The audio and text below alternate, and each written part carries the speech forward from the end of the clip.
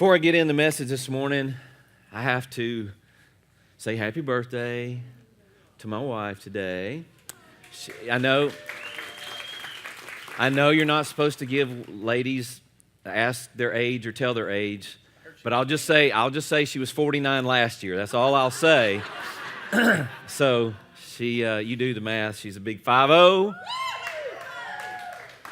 Mid-century modern, baby. Yeah, mid-century modern, and I'll be there next year, so we'll see.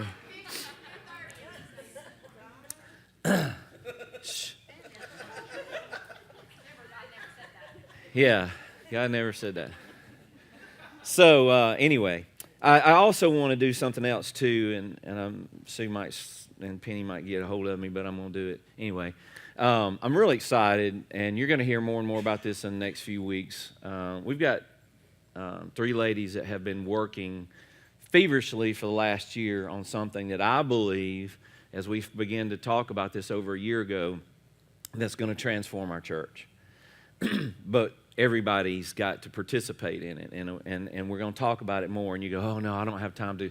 I promise you, it's not a whole lot we're asking. But whether you've been here 20 years at this church or 2 months, we're asking everybody to go through this. You're going to hear about it in a few weeks, more upcoming weeks. We're asking all of leadership. All of our leadership team is going to go through it before you even go through it in the whole month in August. It's called Pathways. And it's going to help you understand where the church has come from, where we are, and where we're going. Is that a fair assessment? And how you play a part and how you can be a part of our future and where we're going. So I'm really excited about it. I'm serious about this. Churches that have implemented it it's just exploded their church and implemented the people getting excited about it because you finally feel a connection point. But you got to participate. So just know that this is coming in the next few weeks, and you'll have more information on that. Okay? All good? All right. This hole up here is going to get me yet. All right. So we're on part 2 of a 4-part series of God Never Said That. This one's my favorite. I'm not really talk about much that's on the video about, the lady sitting there going, I know how you feel. I cannot stand that. And that's the number 1 rule in preacher school that they tell you is you never, ever say that. Because even though she may have gone through a divorce, and even though she may have gone through every single thing that lady's gone through, she still doesn't know how that lady feels. That's a different person. They're 2 different people. The emotions, feelings, atmosphere, everything is different. You do not know how somebody else feels. And to say that, it just kind of basically just rips everything out of them that they were feeling because they're sitting there going, what?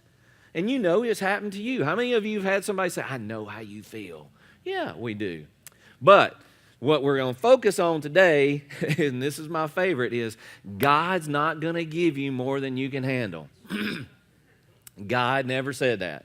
And if you weren't here last week, I encourage you to go back and watch the video. You can go on our website and you can click on it and you watch the sermon from last week of the first one. That God He just wants us to be happy. God never said that. Okay, so that's what that one is. So it's good to have you with us this morning. So we're in this part 2 of the 4-part series, and I just mentioned about what God wants us happy last week. Next week, part 3, we're going to deal with the very popular culture belief that it doesn't matter what you do as long as you don't hurt anyone. But the reality is that God never said that either. What you believe matters and does make a big difference. Today, though, again, we're going to dive into the one next week, but then week number 4, and probably most important of all the 4 messages as we deal with the belief that it doesn't matter what you believe as long as you're sincere. God never said that either. So it does matter what we believe. But today, as I said, this is my favorite, and listening to other pastors and teachings and over the years, I've heard, and there's a good chance you've heard it too, that we're either about to go in a difficult situation or season in our life, if you will, or we're in the middle of a difficult season in our life, or we're just now coming out of a difficult season in our life.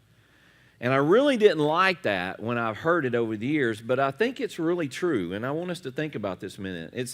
It's not very encouraging, but how many of you would say this morning that kind of seems